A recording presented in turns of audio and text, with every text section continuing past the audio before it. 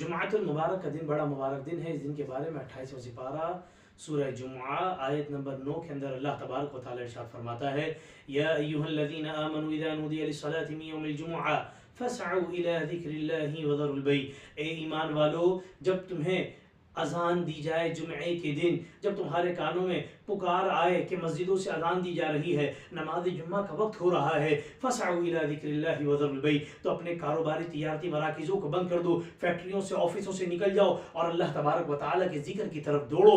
ذالکم خیر لکم، یہ تمہارا اپنے کاروبار کو بند کر دینا اور بند کر کے اپنے گھروں سے نکل کر کے مسجد کی طرف چلے جانا، اس میں تمہارے لیے بھلائی ہے. ان کنتم تعلمون، اگر تم جانو وہ بھلائی کیا ہے.